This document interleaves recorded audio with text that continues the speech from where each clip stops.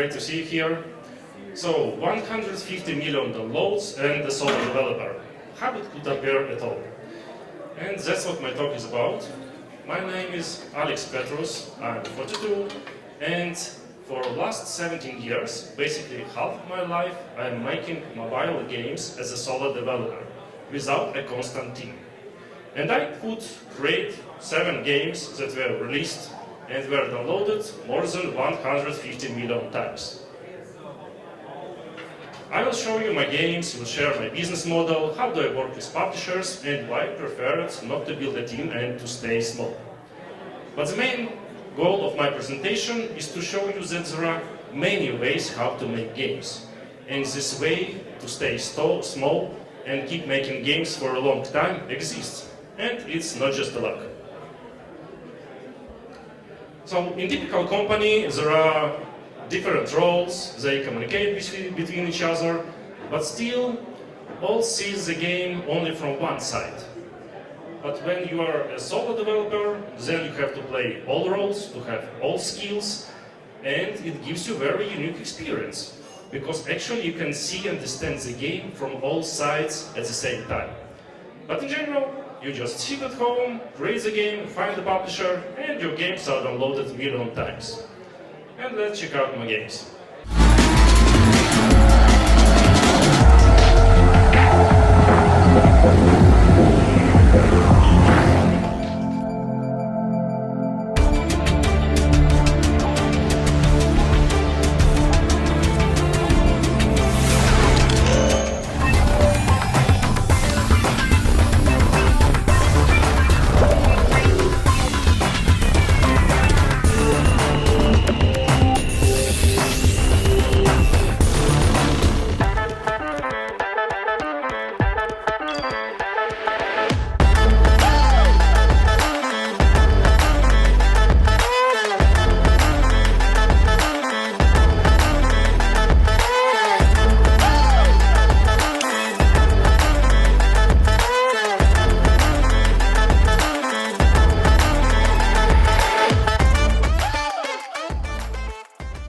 So 7 games that they were totally downloaded more than 150 million times on all platforms in all countries. 3 of them reached top places in app stores, another 3 in subcategories, and 1 was an exception. I can split all my games into 3 eras: early era, mid-core or motorcycle era, and hyper-casual era. And let's see how it all started. I created my first game even before iPhones, Androids and Unity appeared. I did it just for fun, uploaded it somewhere, and the publisher wrote to me, and this way we released with HeroCraft in 2008. Then I ported the game to the iPhone, and again, the publisher wrote to me first, and it was not just a publisher, but Chilinga. It was a top mobile publisher at that time. They became a part of Electronic Arts later, and in the first week, my game reached the first place in US top paid games, higher than Angry Birds and Plants and Zombies. But also there was an announcement from Gameloft, and they dropped the price from $6.99 to $0.99, and my game led the charts with the speed of light. I learned the lesson that it's not hard to reach the top, but it's hard to stay there for a long time. Anyway, the game was quite successful, and I decided to repeat it. Next 3 years I spent on totally different game with different mechanic, in different genre. I put a lot of unnecessary content there. I decided to self-publish and didn't show it to anyone. How many lessons I've learned? And the main lesson is that success is a bad teacher. So please, don't stick with one game for too long. Don't put too much content unless it's really needed. Show it to everyone, everywhere. Nobody will steal your idea. And start collecting data as early as possible to make more data-driven decisions. But was it actually a fail? Because during Alchemic, I learned OpenGL shaders, I learned physics, and I implemented all physics by myself. I reused the code from the previous game to create my custom engine that I still use for all my games, and it gave me a better understanding of how actually games are working. So to have a full picture, you should first reach the first place in the App Store and then reach the bottom place in the App Store. And it's always good when your game have multiple goals, because your game can be either an instant success or a bridge to the next success. And that's exactly how it was with my next game. It was 10 years ago. Me and my wife just relocated to Poland. Alchemic failed. I had no idea what to do next and started to panic. But I found my old idea from 2014 about motorcycles riding on 3D crazy tracks. And I spent 1 year on making a prototype.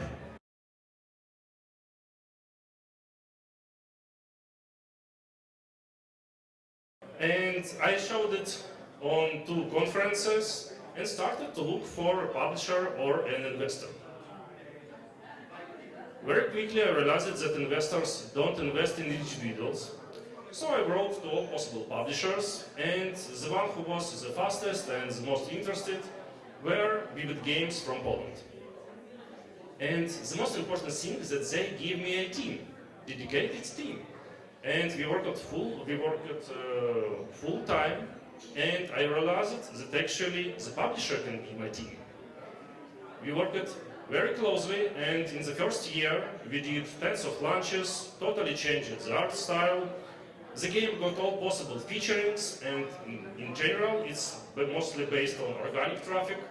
And we released the casual version that has the same core gameplay, but more simple ads-driven metagame. And it also performed quite well. And I got tired a bit from making big games and decided to take a rest in overcrowded hyper-casual. It was a very different experience. Hyper-casual is a very good school, but very hardcore school. So during first year, I did 12 prototypes. I started to work with Voodoo, but we couldn't reach very low CPI limits. However, a few times we were quite close. And then I saw a video on YouTube about making an art by pulling a string. I created a prototype, and because it was my first game in simulations, I decided to show it to the best publisher in simulations genre. That's how our very productive with Crazy Labs started, and the game reached the second place on GP in US and was downloaded 22 million times. We continued to work, and the idea came from social media.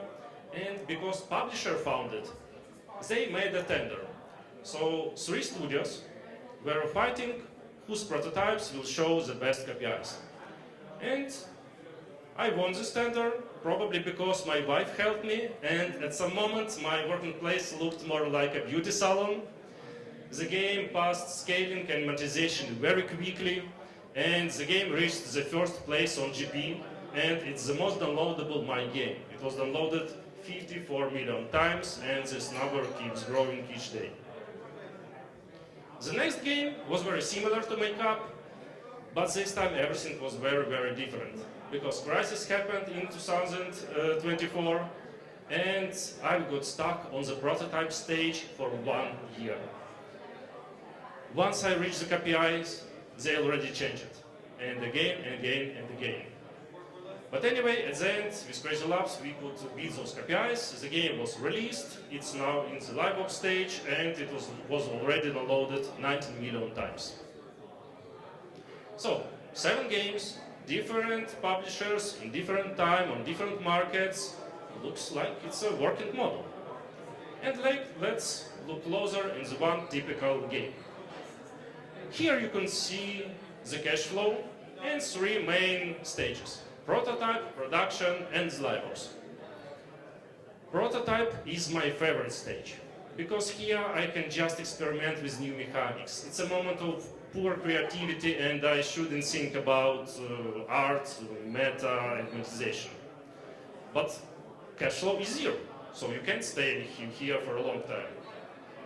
At some point, you find the idea, find the publisher, probably get some money from them, start working on production and soft launches, then release. it's always a peak of the cash flow, and then live ops stage starts. I think live ops is the most undervalued stage because actually only here you can understand the full potential of your game and how big and deep it can be. And also, because you're testing all small features as a B test, it gives you a better understanding why do people love your game and why do they play it. So it's a very good place to master your skills in game design. And at some moment, you should just let the game go. You can stay here forever, because magic happens here, when you create not one game, but many games. Games start to overlap, and the cash flow starts to accumulate. But please remember, you should be fast, because time works against you. Don't spend too much time on one project, no matter if it's win or fail. Try to keep your costs low and be ready to fail, because you will fail. There always will be wins and fails, wins and fails.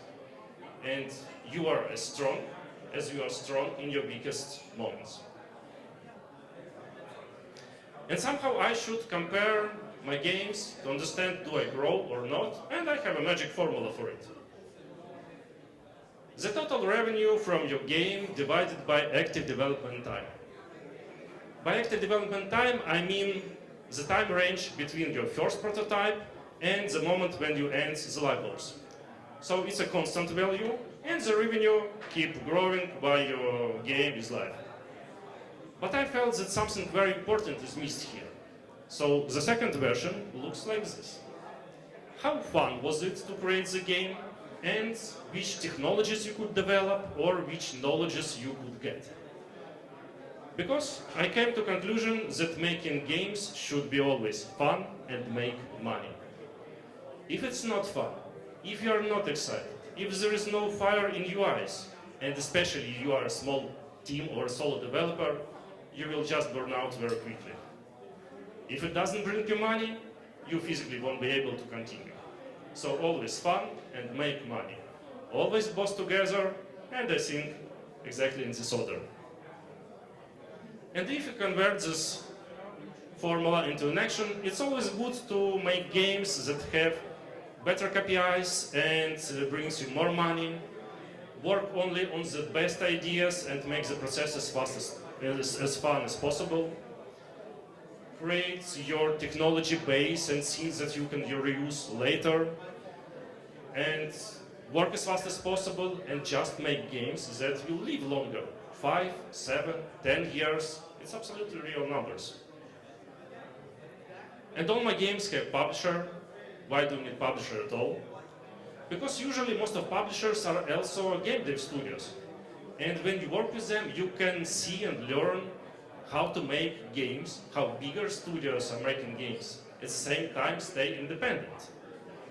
And it's always good from time to time to change a publisher, because all of them have different workflow, and you will just learn more different things. They will give you resources. They can give you team, money. They have a lot of insights from other games. They can do user acquisition in hyper or hybrid casual. It's must-have. And you will get their loyal audience of players and much higher chances to get featuring from the app stores. But please remember that when you only start to work with a new publisher, they always have doubts. Won't you disappear? Can you really finish all your tasks? And the only way is just to prove that yes, you can. You should always be online, always be ready to answer all questions, always be ready to do any tasks, and never be at the bottleneck. But once you do it, once you prove it, then you have a green light for all next games, and this question doesn't appear anymore. And there is always a revenue share. 25% is more typical when there is user acquisition, 100% is self-publishing, and 2 in between. I had all 4 cases in different games, and which one worked the best? In my case, it was like this. And why 25% performed so well? Actually, the reason is simple, because if the publisher gets higher revenue share, then they are more interested in the game. They will put more resources into it and will support the game for a longer period of time. So don't be afraid of 25%. Sometimes 25% from a lot is much better than 100% from nothing. But also 50-50 or 40-60 works quite well, and I find it quite fair conditions. And I want to share with you my productivity tricks. Backlog all your ideas, especially when you switch to the next game and you already have a list of good game mechanics. It will be just easier and faster for you to pick something from there, and maybe your best idea is already written somewhere. Switch between roles. As a solo developer, you have to play many roles. You have to be programmer, artist, game designer, QA analytics, and so on. And you can pick which exactly role you will play right today, depending on the task you have, on the time you have, and even the mood you have. And just pick the one that will be the most efficient. And also, switching between roles will help you not to burn out. Improve your skills. I started quite early. Here I think I'm 8 years old. And on my way I learned 10 programming languages. I used all possible applications and also started to use all possible AI tools. It really helps me to speed up some processes. Focus on core gameplay. I think core gameplay is the most important thing in any game, because if it's not fun to play your game with spheres and cubes, it won't be fun to play it even with AAA graphics. So for me, core gameplay is on the first place. Compensate your size with efficiency. Optimize everything, automate everything. And if you are a small team, it's much easier for you to change your workflow rather than in bigger studios. And if you do everything right, the supports, motivation, work, and success won't be needed. Because it won't be work. It will be hobby, your lifestyle, something that you enjoy. It doesn't require motivation. And I also don't use the word success. It's just a good word for the title of the presentation. Because when I say I'm successful, it means that I'm at the end of my way. But I think I only started. So I prefer not to build a team. Actually, after each game and after each stage, I thought maybe it's time to create a team. Everybody is doing it. It's how it should be, right? But did I really need a team to create a prototype? No. I could create it even without art, meta, monetization.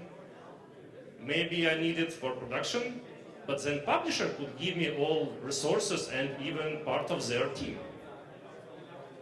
Maybe it was a good idea to have a team during live ops, because it would allow me to switch to the next game earlier. Yes, it's correct, but at the same time, you just released. You are 100% there in process. It's just not so easy to find somebody and replace you. And then the story repeats with each next game. And in general, two main ways. Being a solo developer or a small studio is about making games. Building a studio is about making business around making games. Both ways are very different. They have different goals and require very different skills. And I often ask heads of other studios, especially those who started as a programmer or an artist, do they still feel that they are making games? And do they miss it? And the common answer, it's more about managing people, organizing their work, finding contracts, investments, paperwork, and so on. Both ways are fine. Both ways work. And which one exactly for you depends on what do you love to do. I love making games, and I'm good in it. But also this way is very interesting for me, because here much more interesting new things I can and want to learn. And I also want to continue applying my magic formula to make even better games and use all my skills and knowledge. And I wonder, maybe there are other ways, maybe something in between that can take the best things from both worlds. And that's what I'm going to discover in my upcoming next era. And I want to thank my family and all people whom I worked with, who inspired and teach me, because even if I call myself a solo developer, thanks to them, I never felt alone. And thank you for your attention.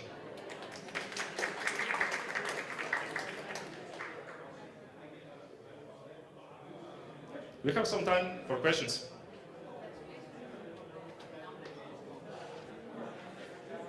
Congrats for the numbers, first of all, not only the games. And I will disagree with you, it's not easy to get these numbers. So that's reason. I want to ask you, so those kinds of games, do you based on ads or in-apps? What's your... Yeah, thank you for the question. Actually, all games, mostly they are based on ads.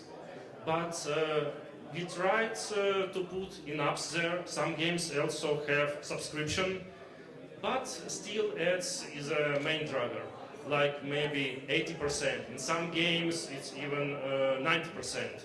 And in different games we tried all possible kind of ads. Interstitials, rewarded video, offer walls, and so on. So even in hyper casual, it's the main target to make it ads driven from the start. But then, as A/B test, we tested all different things. Just still ads works better for simulation. And for example, for games that were released 15 years ago, there was no free-to-play at all. So and also the games transformed. For example, the first game, 3D racing game, it was initially premium model. We had price $0.99 when worked with Chiringa.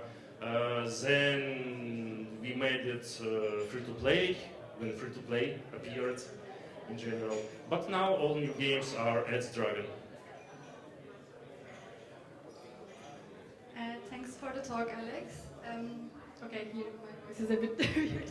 So my question is, when you approach to the publishers, what do you give them? Is it a pitch deck? Is it a video? Is it an APK? How do you say, or do you add the numbers, for example, that you expect, for example, like CPIs, return on ad spend? Because I feel like these numbers, I don't think that it should be included because they already know how to calculate these numbers. Do you have to know these things, or do you need to know your finances before going to the publisher? It's a very good question, and I always came to new publisher when I already had a prototype, because when I came to a new publisher, they always ask me, please show me your team. I say, okay, the whole team is here, I'm the whole team. And if I wouldn't show them the real product, they just wouldn't believe me. Really, they always have such kind of doubts. So I always make prototype and then show to them. So for example,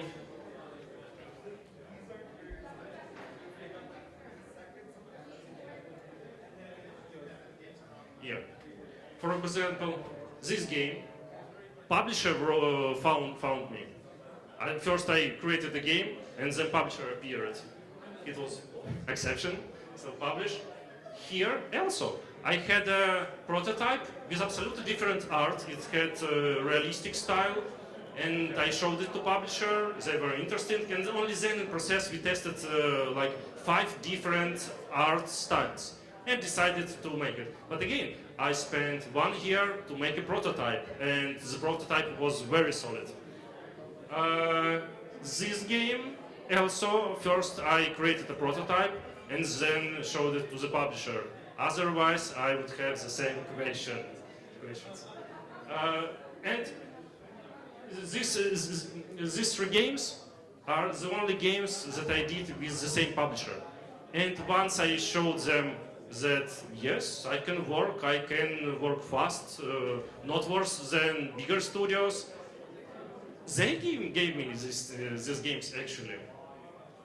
Here it was a tender, so and the tender passed for 4 weeks, and I joined the tender when already 2 weeks passed. So I was later than other two studios, bigger studios, not solo developers, and in only 2 weeks I could create a prototype that showed such good KPIs that we closed the tender and just started to work on production as fast as possible. So you have just to show them the result.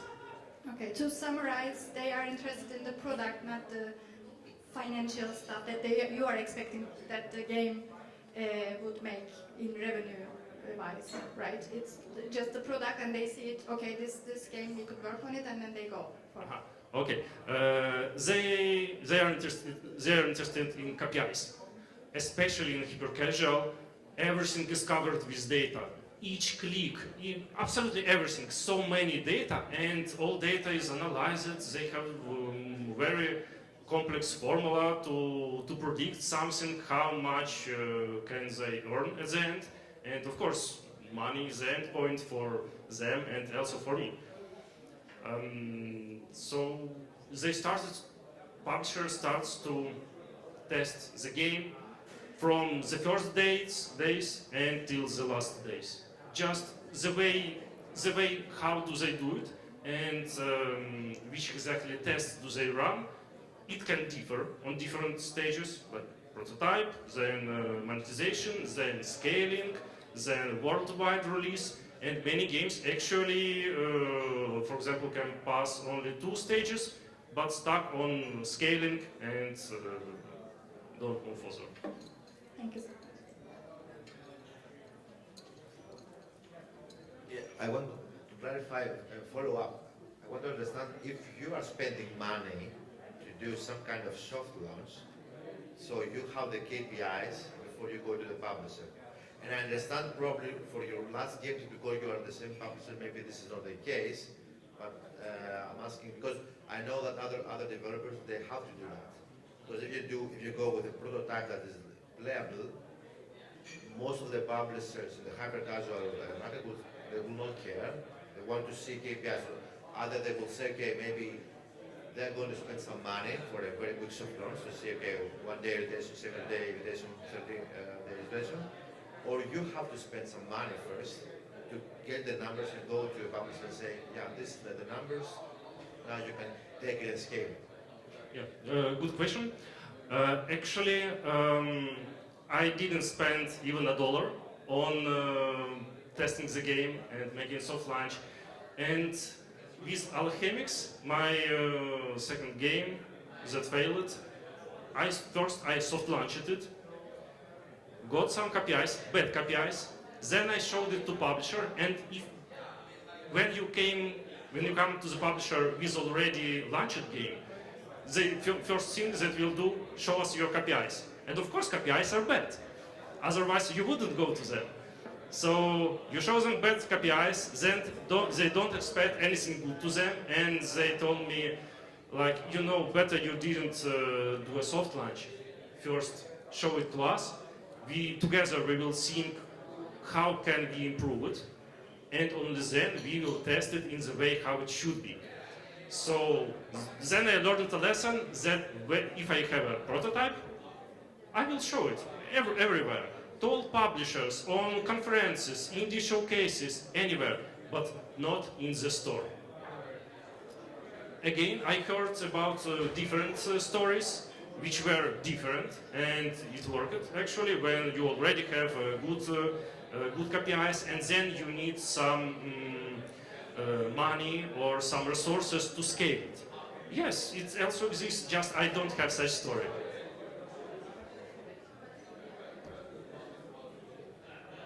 Okay? Thank you.